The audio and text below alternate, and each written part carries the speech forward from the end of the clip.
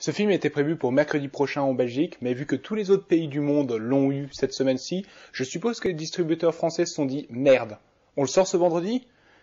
Après tout, pourquoi pas, moi ça m'arrange, ça me permet de sortir la critique suffisamment tôt pour ne pas être distancé avec mon public français. Alien Covenant raconte l'histoire de l'équipage du vaisseau Covenant en mission vers la planète Omega 6 qu'ils sont censés coloniser. En route, ils vont faire la réception d'un message pirate et vont altérer leur voyage afin de se rendre sur une autre planète pour découvrir la source de celui-ci. Eh bien, contre toute attente, et surtout pour moi, le film est en fait bon. Il est en fait ce que Prometheus aurait dû être, une histoire propre qui au final raconte l'origine des aliens. Mais il y a autant de réponses qu'il ne reste de questions. Car pour autant, le film sert bien de séquelle à la saga Alien, car on comprend enfin d'où ils viennent, leur origine. Par contre, il répond beaucoup moins aux questions qui avaient été posées dans Prometheus. Certes, on continue l'histoire de David et du professeur Shaw, qui était vu dans le film Prometheus. Par contre, la raison pour laquelle les ingénieurs voulaient venir sur Terre, était-ce juste pour nous visiter? Était-ce pour nous exterminer? Si c'était pour nous exterminer, pourquoi? N'est pas répondu dans ce film et ne sera probablement jamais répondu.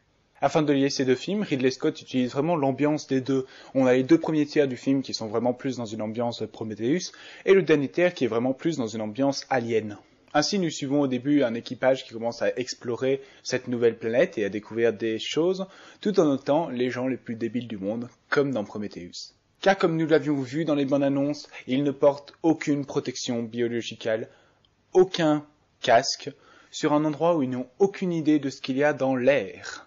C'était une critique qui avait déjà été faite dans Prometheus, et Ridley Scott décide de nous faire un gros doigt d'honneur et de le refaire. Sauf qu'ici c'est encore pire, parce que s'ils avaient tous porté un putain de casque, il n'y aurait pas eu de film. Vraiment, la seule raison pour laquelle il y a une histoire, il y a une intrigue, c'est dû à leur stupidité. Et ils sont vraiment pas prudents, ils touchent vraiment à tous, à la limite s'ils lèchent pas des choses. Mais au moins ils ne restent pas débiles pendant tout le long du film, comme c'était le cas dans Prometheus, sauf pendant les scènes où ils sont pris à la panique, ce qui est normal. Et quand je dis que c'est ce que Prometheus aurait dû être, je pense que ça l'est aussi du point de vue de Ridley Scott, car il y a plusieurs éléments qui étaient là dans le script de base de Prometheus, comme par exemple la rivalité entre deux droïdes, un droïde plus récent et un droïde plus ancien. La relation qu'ils ont entre eux sont franchement intéressantes à suivre, et il y a des dialogues qui sont sincèrement bien écrits. L'intrigue se passe effectivement sur la planète des ingénieurs, comme c'était prévu dans Prometheus avant qu'on décide d'en faire un film vide afin de vendre des suites, et le film raconte effectivement l'origine des aliens tels qu'on les connaît.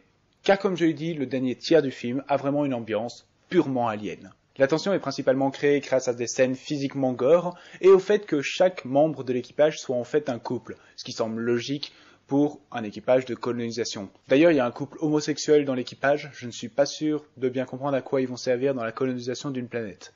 Mais ainsi, lorsqu'un personnage voit sa moitié en danger ou morte, ça crée naturellement de la peur, de la tension, du remords, de la tristesse, voire de la colère. Afin de renforcer le sentiment alien, Ridley Scott se permet aussi de mettre 2-3 références au film précédent. On a d'abord dans mon résumé la réception d'un message pirate qui fait clairement penser au premier Alien. Une sorte d'alien est découvert plus tard et vu sa forme, vu sa morphologie et la façon dont il réagit, il pourrait effectivement faire penser à l'alien présent dans Alien Resurrection. Et il y a une scène où on essaye de manipuler l'alien et de l'amener à un certain endroit en fermant des portes et en le faisant passer par des couloirs, ce qui fait énormément penser à la fin de Alien 3. Mais ces références et cette structure alien font qu'en fin de film il y a un bémol, car c'est extrêmement prévisible.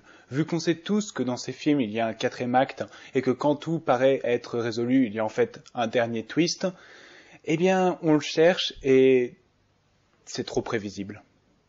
Je me rends compte que ma critique va pas être très longue pour un film d'une telle ampleur et aussi attendu, mais c'est dur de parler plus du film sans rentrer dans les spoilers, et je préfère de loin que vous ayez voir le film et le découvrir s'il vous intéresse, plutôt qu'étoffer ma vidéo.